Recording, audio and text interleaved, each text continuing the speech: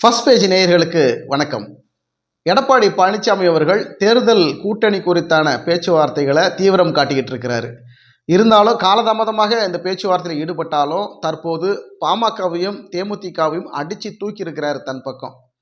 ஏற்கனவே பாமகவும் தேமுதிகவும் பாஜகவில் கூட்டணி வைக்கலாமா இல்லை அதிமுகவில் கூட்டணி வைக்கலாமா அப்படிங்கிற ஒரு இழுபறியும் ஒரு குழப்பமும் இரண்டு கட்சிகளும் இருந்தது. நாடாளுமன்ற தேர்தல் நெருங்க அனைத்து கட்சிகளும் தேர்தல் வியூகங்களில் தீவிரம் காட்டுறாங்க. இந்த சூழலில் திமுக ஒரு பக்கம் கூட்டணியில் தெளிவான முடிவு தேர்தல் பரப்புரைக்கும் போயிட்டாங்க. ஆனால் அதிமுகவில் கூட்டணி குறித்தான பேச்சுவார்த்தையில் ஈடுபடாமல் இருந்த எடப்பாடி பழனிசாமி அவர்கள் தற்போது பேச்சுவார்த்தையில் தீவிரம் காட்டியிருக்கிறார் என்ற செய்தி தான் தற்போது அண்மை செய்தியாக பார்த்து கொண்டிருக்கிறோம். இந்த நிலையில் பாமகவும் தேமுதிகவும் அதிமுகவுடன் கூட்டணிக்கு போயிடலாம் அப்படிங்கிற உறுதியான நிலைப்பாட்டில் இரண்டு கட்சிகளும் தற்போது இருக்கிறாங்க. இந்த சூழலுக்கு அவங்க வந்துட்டாங்கங்கிற செய்தி தான் தற்போது பரபரப்பான செய்தியாக பார்க்கப்படுகிறது. நம்ம பாஜக கூட்டணிக்குள்ளே போனால் நமக்கு கேட்கின்ற தொகுதி அவர்கள் தரமாட்டாங்க அப்படிங்கிற ஒரு நம்பிக்கையின்மையினால அதிமுகவோட நம்பிக்கை இருக்கிறதுனால இந்த இரண்டு கட்சிகளும் அதிமுகவுடன் கூட்டணிக்குள்ளே வர்றதுக்கு தயாராக இருக்கிறது தான் தற்போது கிடைத்திருக்கக்கூடிய அண்மை செய்தி.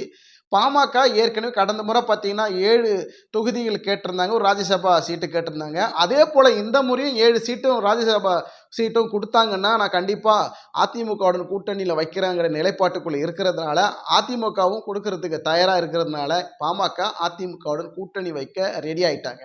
அதே போல தான் தேமுதிகவும் பாஜகவுடன் கூட்டணியில் போயிடுவாங்கங்கிற பேச்சு அடிபட்டுறது. ஆனால் இப்போது அதற்கு ஒரு தெளிவான முடிவு கட்டி அதிமுகவுடன் தேமுதிக கூட்டணி வைக்கிறாங்க அப்படிங்கிற ரிசல்ட் தான் தற்போது பார்க்குறோம். பாமக தேமுதிக பாஜகவில் ஏன் போகலை, ஏன் அதிமுகக்குள்ளே வராங்க அப்படிங்கிற செய்தி என்னன்னு அலசி பார்த்தா, பாமகவும் தேமுதிகவும் பாஜகவுடன் கூட்டணி வைத்தால் பாஜக நமக்கு கேட்கிற தொகுதியும் தரமாட்டாங்க, ராஜ்யசபா சீட்டும் நமக்கு ஒரு அமைச்சரவையிலும் ஒரு இடமும் கொடுக்க மாட்டாங்க.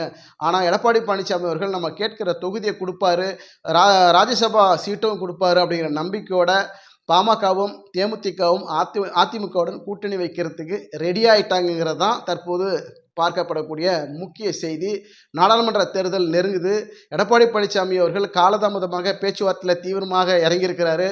பொறுத்திருந்து பார்ப்போம் என்ன நடக்கிறது என்று. நன்றி, வணக்கம்.